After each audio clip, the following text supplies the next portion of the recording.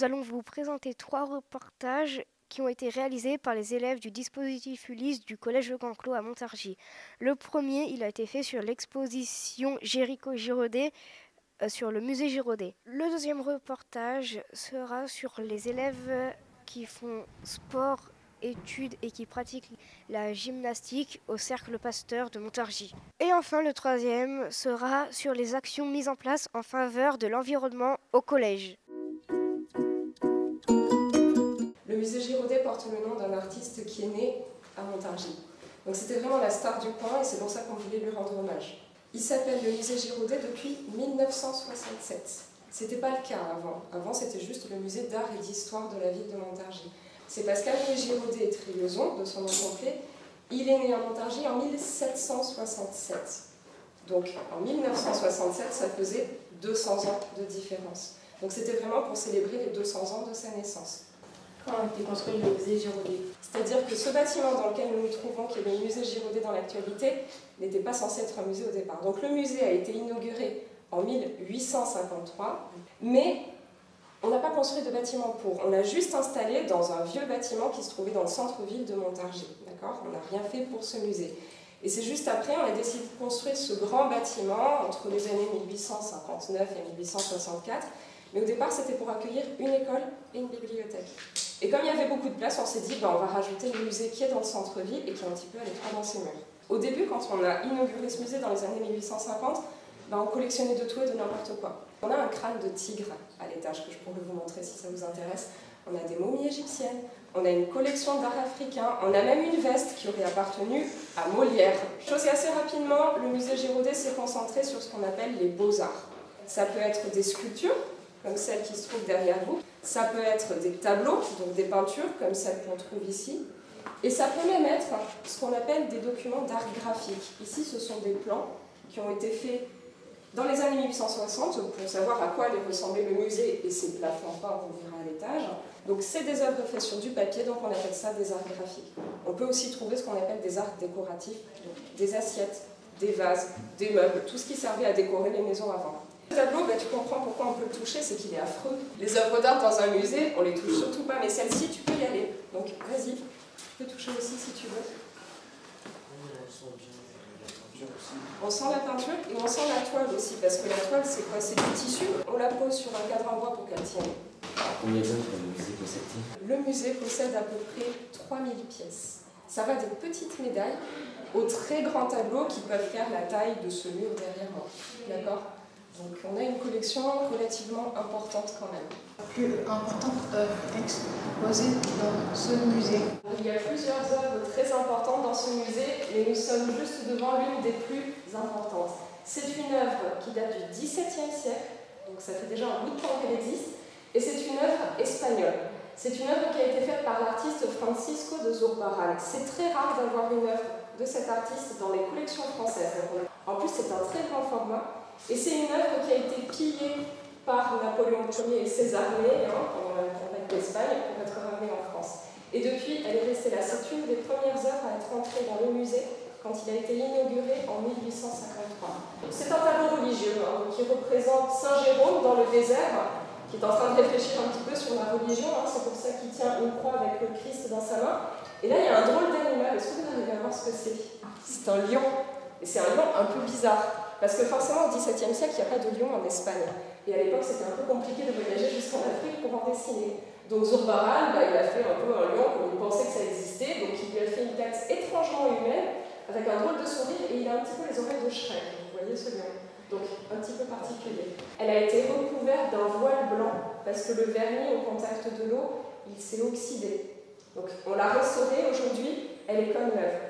On voit même les traces de la restauration juste ici. Pourquoi le lieu organiser une exposition sur le Géricault-Girodet? C'est qu'on voulait parler du salon de 1819 et nous sommes en 2019. Donc c'était pour célébrer le bicentenaire, les 200 ans de ce salon qui est hyper important en histoire de l'art. La deuxième raison, c'est parce que pourquoi le salon de 1819 et pas celui de 17 ou de 24? C'est parce que dans ce salon-là, on a deux tableaux hyper importants qui sont exposés. Un des tableaux est de Girodet et l'autre est de Géricault. Et c'était des tableaux qui n'avaient rien à voir. Donc il y a eu une espèce de bataille entre les deux. Et c'est une bataille qui est très importante en histoire de l'art parce qu'elle va définir ce qui va se passer ensuite. Parce qu'en plus, Girodet, qui est notre artiste phare au musée. Comment se prépare une telle exposition? Une exposition de ce calibre, il faut à peu près 2-3 ans de préparation. Et il y a plein d'étapes intermédiaires. La première chose, c'est de savoir de quoi on va parler. Ensuite, il faut essayer de localiser les œuvres qu'on veut exposer. Une fois qu'on les a trouvées, il faut demander aux musées qui les ont s'ils sont d'accord pour nous les prêter. Et ensuite, il faut organiser le transport de ces œuvres jusqu'au musée, l'accrochage des œuvres, donc savoir où est-ce qu'on va mettre celle-ci, à quel endroit, à quelle hauteur, etc. On en profite aussi pour rédiger des textes de salle ou des panneaux qui vont donner des informations sur les œuvres aux visiteurs. On imprime aussi des documents d'accompagnement à la visite pour donner encore plus d'informations. On a même, pour cette expo-là, imprimé un énorme catalogue donc pour expliquer tout ce qu'on a voulu faire passer avec cette exposition, tout ce dont elle parle. La bataille, déjà, on l'a appelée la bataille romantique, puisqu'on a 2 tableaux qui n'ont rien à voir. Ici, Pygmalion et Galatée de Girodet, qui nous raconte une histoire d'amour magique de l'Antiquité, et là, le radeau de la Méduse de Géricault, qui nous raconte une histoire vraie à faire froid dans le dos, puisque ce sont des naufragés qui se sont entassés sur un radeau, parce que leur bateau avait fait naufrage à cause d'un capitaine qui était incompétent, d'accord ? Et ces personnes sont restées là pendant 2 semaines en pleine mer, au milieu des requins, sous le soleil, avec de l'eau jusqu'à la taille, et sans avoir quasiment rien à manger. Donc elles se sont même entre-dévorées sur le radeau. Donc c'est une histoire très sinistre, alors que de l'autre côté, c'est un sculpteur qui a sculpté une femme tellement belle et tellement réaliste qu'il en est tombé amoureux, et à laquelle la déesse de l'amour a accepté de donner vie. Donc c'est une histoire qui finit bien. Donc ce sont des tableaux déjà opposés sur l'histoire, ce sont des tableaux aussi très opposés sur la technique. Chez Géricault, tout est sombre, tout est désordonné, tout est un petit peu macabre, alors que chez Girodet, tout est ordonné, tout est lumineux, tout est très propre. En plus, ce sont des artistes différents. Géricault, il est inconnu du public à ce moment-là, et il passe 1 an à peindre son tableau. Alors que Girodet, c'est l'un des artistes stars de son époque, et il va passer 7 ans à peindre son tableau. Donc c'est vraiment des tableaux qui s'affrontent sur tout, et surtout, chaque tableau incarne un style de peinture différent. Girodet, il incarne le style néoclassique. Dans néoclassique, on entend classique, on s'inspire de l'Antiquité, et on propose des sujets qui sont agréables à voir, et qui sont bien peints, c'est tout. À l'époque, c'est le style de Girodet que tout le monde adopte pour peindre. C'est ce style néoclassique que tout le monde connaît. Alors que Géricault, il arrive avec un nouveau style de peinture, qu'on a appelé le style romantique. Le romantisme en peinture, ça n'a rien à voir avec les comédies romantiques où on tombe amoureux et où on se marie et que tout finit bien. Le romantisme en peinture, c'est quand on souffre, c'est quand on se bat contre les injustices, c'est quand on essaie de faire réagir la société. Donc avec ce tableau, Géricault, il a un petit peu choqué tout le monde. Et c'est pour ça qu'on a parlé de bataille romantique, parce qu'il y a des personnes à l'époque qui disaient que c'était Girodet le meilleur, et d'autres qui ont dit, mais non, c'est Géricault qui est tout nouveau, qui est moderne, qui est le meilleur. Alors qui a gagné la bataille? C'est les romantiques, c'est Géricault. La preuve, aujourd'hui, tout le monde connaît Géricault de nom, et tout le monde sait à quoi ressemble le radeau de la Méduse. Alors que Girodet, les Pygmalion et Galatée, ils ont été un petit peu oubliés. Mais à l'époque, c'est vraiment Girodet qui avait gagné au salon. Peux-tu te présenter? Je m'appelle Eliott Sabon, j'ai 10 ans et demi et j'habite à Courtampierre. Depuis combien d'années pratiques la gymnastique? Depuis 1 an. Pourquoi tu choisis de faire la gymnastique? Dès que j'ai vu les figures, ça m'a tout de suite intéressée, ça m'a accroché tout de suite. Combien de jours et d'heures t'entraînes-tu par semaine? Je m'entraîne 4 fois par semaine, une quinzaine d'heures. As-tu une spécialité en gym? Moi, j'aime tout. Est-ce difficile de concilier le sport et les études? Non, pas pour moi, parce qu'après, c'est une question d'habitude. Maintenant, je suis habituée et du coup, c'est assez facile. As-tu du temps pour d'autres loisirs? Oui, le week-end. Le week-end, j'ai du temps, du coup, je profite. Je m'appelle Sam Gadoua, j'ai 13 ans et j'habite à Millau. Combien d'années tu pratiques la gym? Ça va faire 6 ans que je pratique la gym dans ce club, mais sinon ça va faire 10 ans. Quel niveau pratiques-tu la gym? Je pratique la gym à niveau national et cette année je prépare les championnats de France élite. Ok.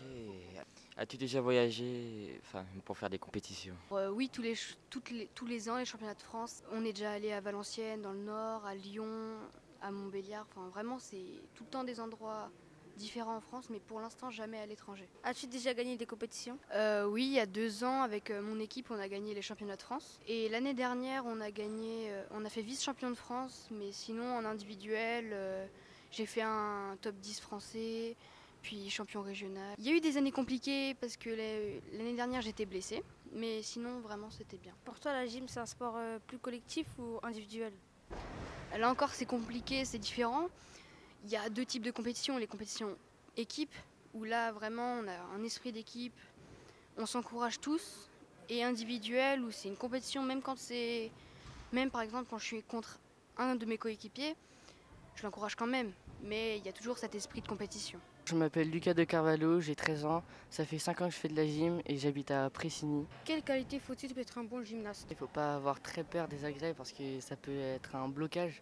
As-tu un régime alimentaire? Il faut faire attention à ce qu'on mange, ça fait partie du régime alimentaire. Pas être gros, pas être trop mince, il faut avoir une musculature, il faut faire attention à notre sport et comment on le pratique parce que si on ne fait pas du tout attention, on peut se blesser très souvent. Si je deviens plus lourd à porter sur la grève, je peux me blesser. Est-ce que tu aimerais travailler plus tard dans le milieu de la gymnastique? Pour l'instant, je ne sais pas trop car je suis encore petit et que moi, ça me plairait personnellement, mais si je vois que mes études devront m'arrêter pour la gym, j'arrêterai parce que c'est un choix à faire personnellement. C'est quoi la labellisation E3D? Alors la labellisation E3D, ça veut dire éducation à une démarche de développement durable. L'idée, c'est que les élèves, et plus largement le collège et l'environnement proche, s'engagent dans des actions à la fois de préservation de l'environnement naturel, mais aussi de l'environnement humain, avec des actions de citoyenneté, et puis plus largement de réfléchir à l'impact économique de notre développement pour qu'il soit durable, c'est-à-dire que l'on puisse construire un avenir pour la génération qui arrive. Ce label, on l'a depuis 2 ans. Il est délivré, entre autres, avec l'aval du ministère de l'Éducation nationale. Il est valable pour 3 ans et il, en fait, a été donné parce que nous avons de très nombreuses actions, du recyclage, de collecte des bouchons pour profit d'associations caritatives, d'actions dans les enseignements par les professeurs, dans les contenus pédagogiques qui relèvent de l'éducation et développement durable. Pouvez-vous nous présenter le pays vêtements? Alors, le pays vêtements a été créé cette année. Il concerne le niveau 4e. L'idée, c'est d'associer les arts plastiques et l'anglais comme discipline scolaire pour permettre aux élèves de créer des projets de groupe sur le thème de la mode, donc de la création d'une œuvre qui soit artistique et esthétique, mais en tenant compte justement des enjeux de développement durable, à savoir la préservation de l'environnement dans les matériaux ou dans les méthodes de fabrication, la préservation des relations humaines et du statut de citoyen des personnes qui travaillent, vendent dans cette chaîne de fabrication du vêtement, et puis l'idée d'avoir une viabilité économique, alors peut-être modifier notre façon de consommer le vêtement. Bonjour, quels sont les différents clubs organisés au sein du Collège du Grand Clos en lien avec l'environnement? Alors, bonjour Mélodie, donc au Collège du Grand Clos, on a un club jardin donc, qui travaille à faire des nichoirs, qui fait du compost, qui plante en fonction des saisons. Et puis, on a un club écolo, donc, où là, les élèves travaillent avec le recyclage d'objets. Par exemple, ils ont fabriqué des bancs en palette.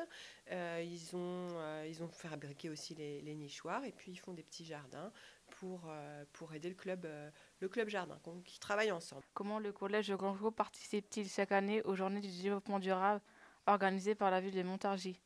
Bonjour Laura. Donc tous les ans, le collège a un stand aux Journées du développement durable. Donc on travaille à préparer en amont ce qu'on va apporter. Les 2 clubs du collège, le club écolo, le club jardin, exposent les travaux qu'ils ont faits. Les classes qui travaillent sur un projet environnement, par exemple sur des maquettes de la ville de demain, vont présenter aussi leurs travaux. Le dispositif Ulysse présente aussi les bouchons qu'il récolte et le projet de l'année dernière, par exemple, sur le déplacement aux eaux. En amont, on fait un mini forum en fait, dans le collège où les enseignants montrent aux élèves comment ils peuvent participer à des actions de développement durable. En quoi l'écologie entre-t-elle dans la constitution des menus de la cantine? Bonjour Thomas. Donc à la cantine, notre chef, Madame Oudot, essaye de participer à cette action pour l'environnement et pour l'écologie en faisant des repas qui prennent des produits qu'on appelle de circuit court, c'est-à-dire qui ne viennent pas de l'autre bout de la planète pour éviter de dépenser de l'énergie pour acheminer les produits. Donc des produits locaux, ça veut dire. Donc ça, c'est une première façon pour elle d'y participer. Puis aussi en prenant surtout des produits de saison dans les fruits, dans les légumes. Et là encore, pour éviter des productions sous serre qui coûtent cher et qui ont de toute façon moins de goût que les produits qui sont fabriqués pendant la saison où vous les consommez à la cantine. Et depuis quelque temps, le collège participe à une expérimentation qui consiste une fois par semaine à proposer à tous les élèves un menu végétarien, c'est-à-dire sans viande, et de les inviter ainsi à trouver des alternatives à la viande. Quelles sont les actions mises en place par le club écolo ? Cette année, on a fait un projet sur l'Amazonie, car cet été, si vous ne savez pas, il a brûlé. Donc on a fait une maquette qui est juste ici. On a réalisé aussi une exposition avec les autres membres du club écolo. Nous avons aussi fait une collecte de déchets pour participer à un concours où nous devons faire des dessins et coller des déchets pour sensibiliser les gens à la pollution plastique dans la mer. Nous préparons aussi une journée pour le climat où nous participerons au Forum du développement durable et nous faisons une collecte pour Tekel Sans Foyer, qui est une association pour aider les animaux qui ont été abandonnés par leur mère. Les élèves du club écolo travaillent également avec les élèves du CVC et nous faisons aussi un travail pour faire des menus végétariens au moins une fois par semaine. Depuis quand ce club existe-t-il ? Donc c'est la 3e année que le club écolo existe. Combien d'élèves participent-ils à ce club ? Il y a une 12aine d'élèves environ, des niveaux 6e à 4e. Quand vous rencontrez-vous ? Le lundi après la cantine. Quoi, c'est-il important de participer à ce club écolo ? Pour moi, c'est important parce que je me dis qu'en faisant ça, j'aide en partie d'autres personnes à sauver la planète. Ça me permet de me faire des amis. Je trouve que c'est un très bon club et je trouve qu'il devrait y en avoir dans tous les collèges, lycées et même écoles primaires. Moi, je suis là depuis l'année dernière au club écolo. Moi, à la base, c'était surtout pour aider les animaux. Moi, je trouvais que c'était important de sauver la planète et de faire en sorte que dans 20 ans, il y ait toujours les mêmes espèces, et que ce soit animales ou végétales, et qu'il n'y ait pas d'endroits comme les forêts denses, comme la forêt amazonienne, qui disparaissent dans 20 ans. Merci d'avoir regardé ce reportage qui a été réalisé par les élèves du dispositif Ulysse du collège Le Grand Clos à Montargis. Au revoir.